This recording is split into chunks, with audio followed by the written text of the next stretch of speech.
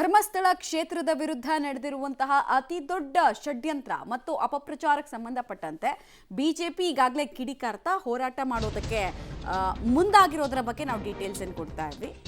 ಮುಂದುವರೆದ ಭಾಗವಾಗಿ ನಾಳೆ ಧರ್ಮಸ್ಥಳಕ್ಕೆ ಬಿಜೆಪಿ ನಾಯಕರ ಮತ್ತೊಂದು ತಂಡ ಕೂಡ ಹೋಗುತ್ತೆ. ಆ ಮೂಲಕ ಹೋರಾಟಕ್ಕೆ ಅಧಿಕೃತವಾಗಿ ಬಿಜೆಪಿ ಧುಮುಕ್ದಂಗ ಆಗುತ್ತೆ. ಮೊನ್ನೆ ಸೆಷನ್ನಲ್ಲಿ ಪ್ರಸ್ತಾಪ ಮಾಡಿದ್ರು.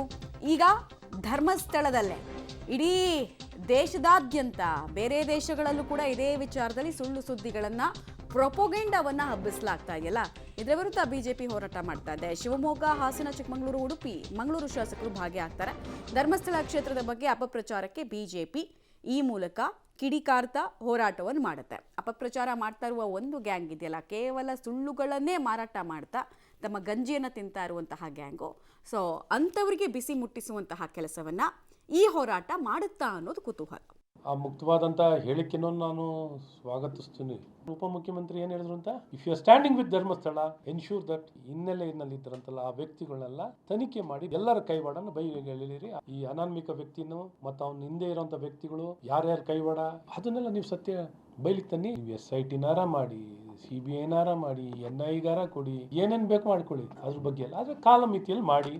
ಆ ಬಾಹುಬಲಿ ಬಿಟ್ಟದ ತಪ್ಪಲಿಗೆ ಇವತ್ತು ಇವರೇನು ಕೈ ಹಾಕಿದಾರಲ್ಲ, ಈ ಸರ್ಕಾರ 100ಕ್ಕೆ 100 ಸರ್ವನಾಶ ಆಗೋದ್ರಲ್ಲಿ ಅನುಮಾನನೇ ಇಲ್ಲ. ಹಿಂದೂ ಧರ್ಮಕ್ಕೆ ಸಂಬಂಧಪಟ್ಟ ದೇವಾಲಯಗಳ ಮೇಲೆ ಒಂದು ಗೂಬೆ ಕೂರಿಸಿ ಅಪಪ್ರಚಾರ ಮಾಡಬೇಕು ಅಂತ ಹೇಳಿ ಇವತ್ತು ಧರ್ಮಸ್ಥಳಕ್ಕೆ ಕೈ ಹಾಕಿದ್ದಾರೆ. ಅವ್ರೆಲ್ರಿಗೂ ಕೂಡ ಧರ್ಮಸ್ಥಳ ಮಂಜುನಾಥನ ಶಾಪ ತಟ್ಟುತ್ತೆ. ಈಗಲಾದ್ರೂ ಕೂಡ ಕೈ ಮೀರಿಲ್ಲ. ತಕ್ಷಣ SITನ ಬಂದ್ ಮಾಡಿ ಹೋಗಿ ಅದು ಸಾಷ್ಟಾಂಗ ನಮಸ್ಕಾರ ಮಾಡಿ, ತಂದೆ ಮಂಜುನಾಥ ನಾವು ತಪ್ಪೆಸಗಿದ್ದೀವಿ ಅಂತ ಹೇಳಿ ಏನಾದ್ರು ಮಾಡಿದ್ರೆ ನಮ್ಮ ರಾಜ್ಯಕ್ಕೆ ಒಂದು ಒಳ್ಳೆಯ ಕೆಲಸಗಳಾಗೋದಕ್ಕೆ ಆಗುತ್ತೆ ಆಗಲಿ. ಇಲ್ಲದೆ ಹೋದ್ರೆ ಸರ್ಕಾರ ಆ ಶಾಪದಲ್ಲೇ ಇವತ್ತು ಅವರು ಓಡ್ಕೊಂಡು ಹೋಗ್ತಾರೆ. ಷಡ್ಯಂತ್ರ ಅಂತ ನಿಮಗೆ ಮೊದಲು ಗೊತ್ತಿರಲಿಲ್ವಾ?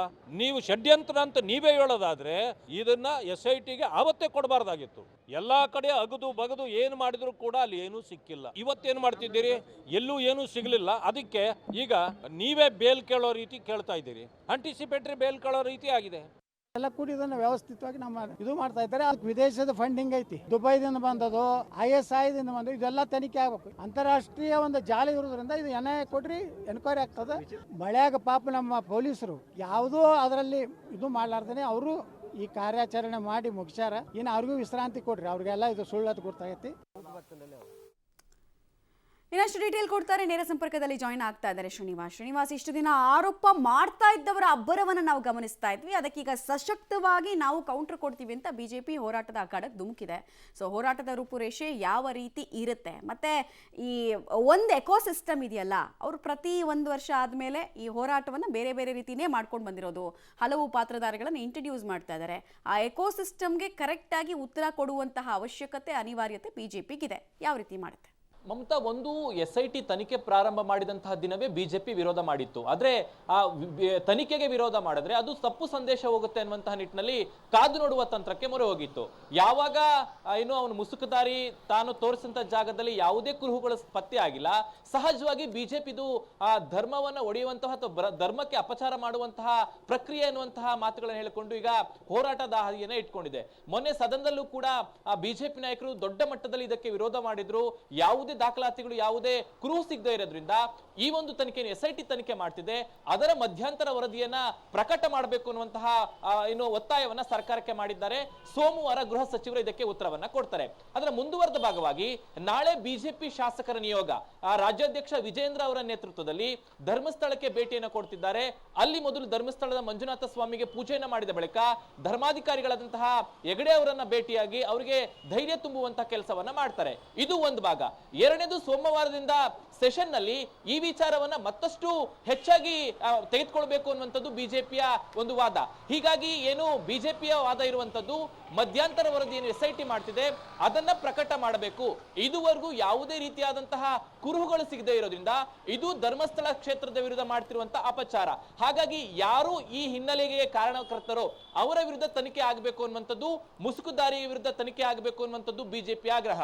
ಮುಂದುವರೆದ ಭಾಗವಾಗಿ ಈ ಒಂದು ಕಥೆಗಳನ್ನ ಯಾರು ಸೃಷ್ಟಿ ಮಾಡ್ತಿದ್ದಾರೆ, ಅನೇಕ ಯೂಟ್ಯೂಬರ್ಸ್ ಗಳು ಈ ಒಂದು ಕಥೆಗಳನ್ನ ಸೃಷ್ಟಿ ಮಾಡಿ ಇಲ್ಲದ ಪಾತ್ರಗಳನ್ನ ತಂದು ತನಿಖೆಗೆ ವಹಿಸುವಂತ ಪ್ರಕ್ರಿಯೆಗಳನ್ನ ಮಾಡಿದ್ರು. ಇದೆಲ್ಲದರ ತನಿಖೆ ಆಗಬೇಕು ಅನ್ನುವಂಥದ್ದು ಬಿಜೆಪಿ ಆಗ್ರಹ. ಇದಕ್ಕಾಗಿ ವಿಶೇಷ ತಂಡವನ್ನ ರಚನೆ ಮಾಡಬೇಕು ಅನ್ನುವಂಥದ್ದು ಬಿಜೆಪಿ ಆಗ್ರಹ. ಹಾಗಾಗಿ ಧರ್ಮಸ್ಥಳ ಕ್ಷೇತ್ರದ ವಿರುದ್ಧ ಅಪಪ್ರಚಾರ ಏನಾಗ್ತಿದೆ ಅದನ್ನ ರಕ್ಷಣೆ ಮಾಡುವಂತ ನಿಟ್ಟಿನಲ್ಲಿ ಬಿಜೆಪಿಗ ಹೋರಾಟವನ್ನ ಕೈಗೆತ್ತಿಕೊಂಡಿದೆ. ಸೋಮವಾರದ ಮುಂದುವರೆದ ಭಾಗವಾಗಿ ಸದನದಲ್ಲೂ ಕೂಡ ಈ ವಿಚಾರಗಳು ಚರ್ಚೆ ಆಗುತ್ತೆ. ಸರ್ಕಾರ ಯಾವ ಉತ್ತರವನ್ನ ಕೊಡುತ್ತೆ ಅನ್ನುವಂಥದ್ರ ಮೇಲೆ ಬಹುಶಃ ಬಿಜೆಪಿಯ ಮುಂದಿನ ಹೋರಾಟದ ರೂಪುರೇಷೆಗಳು ನಿರ್ಧಾರ ಆಗುವಂತಹ ಸಾಧ್ಯತೆ ಇದೆ. ಮಮತಾ. ರೈಟ್, ಧನ್ಯವಾದ ತಮ್ಮೆಲ್ಲ ಮಾಹಿತಿಗಾಗಿ. ಯೂಶಲಿ ಧಾರ್ಮಿಕ ವಿಚಾರಗಳಂತ ಬಂದಾಗ ಬಿಜೆಪಿ ಅಗ್ರೆಸಿವ್ ಆಗಿ ಹೋರಾಟ ಮಾಡೋದನ್ನು ನೋಡಿದೀವಿ ನಾವು. ಧರ್ಮಸ್ಥಳ ಕ್ಷೇತ್ರದ ಬಗ್ಗೆ ಯಾರ್ಯಾರು ಅಪಪ್ರಚಾರವನ್ನು ಮಾಡ್ತಾ ಇದ್ದಾರೆ ಕಳೆದ 12-13 ವರ್ಷದಿಂದ ಕೂಡ ಒಂದು ತಂಡ, ಒಂದು ಟೀಮು ಬೇರೆ ಬೇರೆ ವೇಷ, ಬೇರೆ ಬೇರೆ ಕ್ಯಾರೆಕ್ಟರ್ಸ್ನ ಇಂಟ್ರಡ್ಯೂಸ್ ಮಾಡ್ತಾ ಬಂದಿದೆ. ಆ ಟೀಮನ್ನು ಹೆಡೆಮುರಿ ಕಟ್ಟೋ ಕೆಲಸವನ್ನು ಹೆಂಗೆ ಮಾಡುತ್ತೆ ಸಮಾಜ, ಕರೆಕ್ಟಾಗಿ ಉತ್ತರ ಕೊಡುವಂತಹ ಅವಶ್ಯಕತೆ ಈ ಸಂದರ್ಭದಲ್ಲಿದೆ. ಹೆಂಗೆ ಮಾಡ್ತಾರೆ ಅನ್ನೋದು ಕುತೂಹಲ.